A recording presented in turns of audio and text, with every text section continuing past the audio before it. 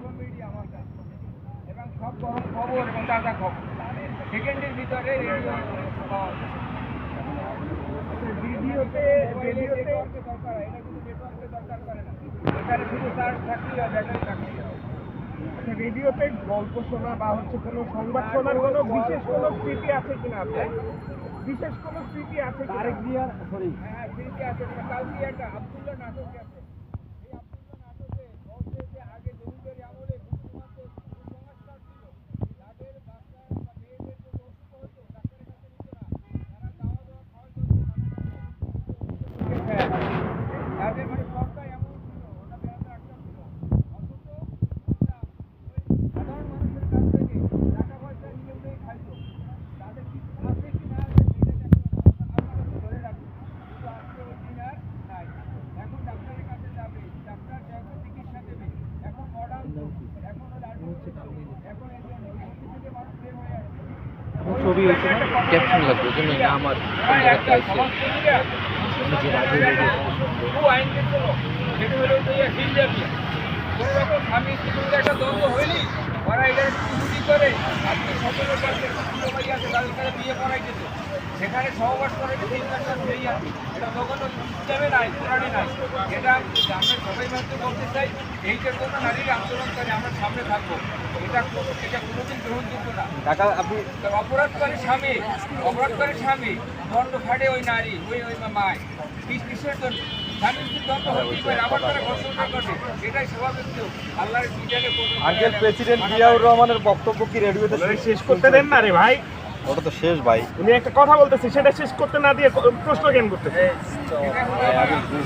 আবেদন আইনি যাই, এটা আপনার নারী দিবস 8 তারিখ নারী দিবস আছে, এখনো নারী দিবস, আমি নারী দিবস তো কথা বলছি, নারীর একটা সত্তার হয়। আপনি যে প্রশ্নটা করছেন ওটাই একটা নিকৃষ্ট হয়, এইগুলা কেউ শুনবে ওইটা না আমি একটা মানুষ বক্তার তার সম্মান আছে না, আপনি তার সম্মান দেবেন না, আপনি খালি বক্তব্য নেবেন না, স্যার শেষ করতে দেন। বেগম রোকেয়ার অনুসারী এবং খালেদা জিয়ার অনুসারী, খালেদা জিয়াও কিন্তু বেগম রোকেয়ার অনুসারী ছিল। উনি একজন নারী হয়ে একজনকে বলছে যে ওনার দুটো ছেলে নিয়ে কি খাবে বিধবা, ওই তা না করে বিএনপির হাল ধরছে, স্বামীর দলের হাল ধরছে এবং সে জয়ী হয়েছে। এটার সাথে রেডিওর কি সম্পর্ক একটু বলেন তো কাকা? এটার সাথে রেডিওর কি সম্পর্ক? আমি তো জিজ্ঞেস করলাম যে রেডিও নিয়ে আপনার কোনো বিশেষ স্মৃতি আছে?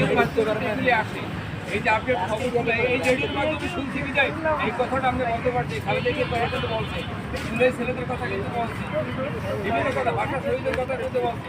রেডিও এমন একটা মিডিয়া, যে মিডিয়ার দ্বারা সব কিছু যখন তখন জানা যায়। আঙ্কেল আমি রেডিওটা না থাকতো আমি শুনতাম না, বলতে পারতাম।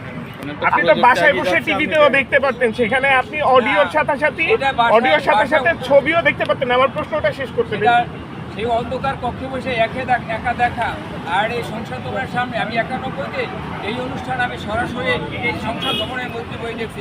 রামত আলী আমার এমপি ছিল, উনি আমাকে কার্ড দিয়ে দিয়েছিল। আমি 91 সনে সংসদ ভবন এবং সচিবালয়ের আমার অল টাইম কার্ড ছিল, 5টা মন্ত্রী কার্ড ছিল, আমি আমার কথা বলি, আমার রয়েছে আমার কিছু বলেও না পিঠেরও না, সত্য কথা বলি। এবং আমি হাদি মঞ্চে হাদি হত্যার পরে একটা কবিতা লিখেছিলাম, বাংলায় অনেক খুন গুম হয়েছে আর দেখতে চাই না। হাদি হত্যার পর বাংলার মাটিতে কোনো খুন গুম হয় তাহলে পাকিস্তানের দালাল, ভারতের দালাল রেহাই পাবা না, বরাবর পথ পাবা না। আর একটা কবিতা লিখেছিলাম, আর কোনো ভয় নেই, নেই সংশয়, তারুণ্যের অহংকার তার এসে এসেছে বাংলায়। এবার হবে ধানের শীষের জয়, এবার হবে গণতন্ত্রের জয়, এবার হবে ভাষা শহীদের জয়, এবার হবে গণমানুষের জয়।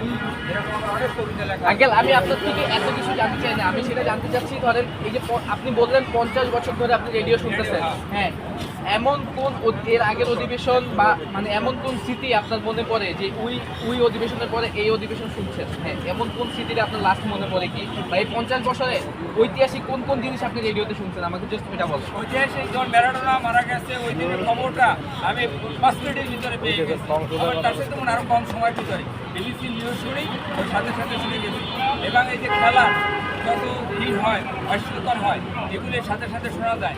কারণ হচ্ছে টিভি